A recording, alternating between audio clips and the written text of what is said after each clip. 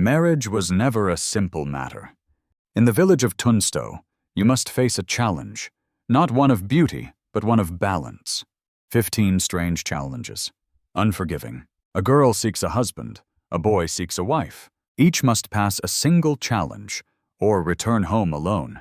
The village elder is watching, so is the wind. So take a deep breath, dear listener. Let the world grow quiet around you. We will go slowly, step by step, into the soft light of another time. Tonight, we walk with them, those who dare to seek love. Let the first challenge begin. One who is not afraid of mice. One who does not frighten mice. That was the first of 15 challenges in the old village called Tunsto. It was early morning. The sky was still pale and quiet. Mist hugged the fields like a shawl. The stones in the square were wet. A table had been placed in the center, beneath the tall and twisted walnut tree. On that table sat a small wooden cage. Inside the cage was a single brown mouse. It twitched, it sniffed, it waited. Its tiny paws scratched at the straw. The cage creaked when it moved. Even the birds seemed to hold back. Girls stood in a straight, silent line. Their hands were clasped behind backs. Their heads bowed slightly, but not too low. All of them had combed their hair. Boys waited on the other side. They looked at their shoes, at the sky, anywhere but at the cage or girls. Each one held a folded cloth ribbon. The village elder stepped onto the square. Her name was not spoken aloud anymore. She had watched 50 winters pass already. She carried no smile, no cane, no shoes. She pointed at the cage and spoke. "This is the first test," she said. "A girl who does not fear small things. A boy who does not disturb peace." The wind picked up the edge of her robe. The mouse sniffed at the sudden chill. The crowd leaned in, but said nothing. Names would be called. They always were. "Mira," said the elder without looking. And a girl stepped forward from the line. She wore a blue shawl, and no fear. Her braids were tight, her steps light. She stopped before the table and waited. The elder lifted the lid of the cage, and with 2 fingers, lifted the mouse. She let it fall gently into Mira's skirt. A few people gasped. They always did. But Mira didn't flinch, didn't shift. The mouse crawled near her knee, then up the inside of her ankle. She crouched slowly, without sudden motion. Her hand moved like water in wind. The mouse sniffed her fingers once, then climbed onto her open palm. Mira lifted it toward her shoulder, whispered something only the mouse heard. It blinked once, then curled and slept. The square stayed completely silent. The elder nodded, just slightly. "She is not afraid," was all she said. Mira stepped back into the line. A red ribbon was tied to her wrist. Then came the boy's name. Tarn. A boy stepped forward, younger than most. Freckled, bent elbows, but steady eyes. He approached without rushing or slowing. The mouse was placed into his hands. It stirred, still warm from Mira's touch. Tarn knelt softly, cupping it gently, then began to hum, soft and unsure, and the tune was shaky, barely formed. Still, the crowd leaned closer, listening, but Tarn's thumb shifted just slightly, a little too quick, a little too firm. The mouse jolted. It leapt from his hands and ran. A gasp swept the entire square. Tarn froze, eyes wide, mouth closed. He didn't chase it. He didn't speak. He only looked down at his palms, as if hoping stillness could call it back. But the elder had already stepped forward. She held no anger, only silence. "She is not afraid," she said again, "but he has frightened it." No bell was rung, no ribbon was given. Only quiet returned, slow and heavy. Tarn bowed slightly, then stepped back. The mouse was returned to its cage, still twitching, still watching, not asleep. Mira and Tarn stood side by side, one with ribbon, one with nothing. They did not look at each other, but the space between them had changed. One test complete, one name passed, the village breathed again, but softly. Not every trial ends in triumph, not every match begins as a pair, and so the next scroll was lifted. The wind turned a little colder. The third challenge was for early risers.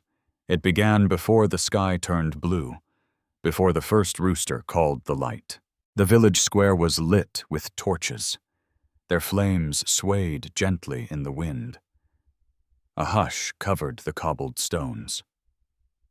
People gathered in the shadows to listen. This challenge was older than most, older even than the name Tunsto. It came from a time of stars, when birds were trusted more than clocks. The rule was clear, but strange. The girl must mimic the morning rooster. She must do it 3 times before the real rooster calls the sun. If the rooster answers, she succeeds. If he stays silent, she fails. The voice must be sharp and strong, not too soon, not too late. Then the boy must stand beside her. He must not laugh, not even smile, not even once. This test is not about beauty, but about timing, trust, and silence. The elder stood near the well. She carried no scroll this time, only a small whistle made of clay. She blew it once, softly.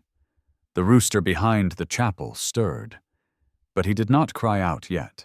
The elder raised her hand slowly. "Juna," she called, "step forward now." A girl emerged from the waiting line. She looked younger than she truly was. Her face was calm, but pale. She walked barefoot over the stones. She had practiced this many times. In the forest, near the river, by the pigsty, behind the barn. She had mimicked every sound she knew. She knew crows and hawks and owls, but the rooster was the hardest. Its voice cracked like breaking bark. Its cry curved through the morning mist. She stood near the torchlight, waiting. The elder gave a slow nod. Juna closed her eyes once, briefly, then opened her mouth and crowed. The sound was sharp and sudden, not perfect, but bold enough. It echoed across the rooftops, then faded into the darkness. Silence followed. The rooster did not reply. She waited, then tried a second time. This one was louder, cleaner, higher. It rang like a silver bell. It made the torches flicker slightly. Still no answer came from the coop. Juna closed her eyes again. She took a breath through her nose, then let out the final call. A strange sound, desperate, clear, proud. It rose and fell like a songbird, then vanished into the quiet air. A pause. Another pause, but the rooster never spoke. Not even a shuffle in straw. The elder lowered her head. "She has called," she said softly, but was not heard. Juna did not move. She stared toward the empty coop. Her fingers were curled into fists, not angry, just holding in the ache. She had tried. She had practiced. She had shaped her voice with care. But the morning did not rise for her. No ribbon was given to her, only a soft nod of thanks. The elder turned to the crowd. "Some voices are meant for dusk," she said, "not dawn." Juna stepped back to the line. Eyes lowered, lips pressed tight. But her steps were not heavy. She walked as one who knows she will try again in another form. Then came the boy's name, Bran. He stepped forward without delay. Tall, quiet, shoulders set like stone. He stood beside where Juna had stood. The elder looked at him once. "Do not laugh," she said simply. Bran nodded, eyes on the shadows. He said nothing. He did not blink. He looked ahead, not at Juna. The elder repeated Juna's last crow, just a trace of the strange sound. Some in the crowd chuckled quietly, but Bran remained still as frost. Not a twitch, not even breath. The elder nodded again. He held the silence. "That is enough." A blue ribbon was tied to his wrist. Bran turned and stepped back to the crowd. He did not smile, even then, but his shoulders softened slightly. The firelight dimmed with the sky. Daylight was slowly waking above. The real rooster called, once, far off. Too late, too far. The trial had already spoken, one voice unanswered. One silence held. Juna watched the sky change color. She did not cry. She did not leave. But she stood a little apart, as if her voice still waited for an answer no one could give. And the village stood with her, in a kind of quiet respect. Not all failures are empty things.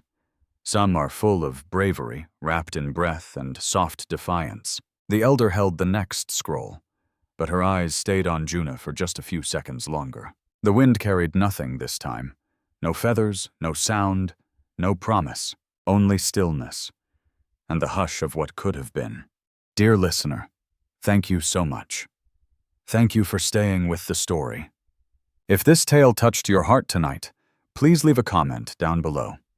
Tell me where you listened from.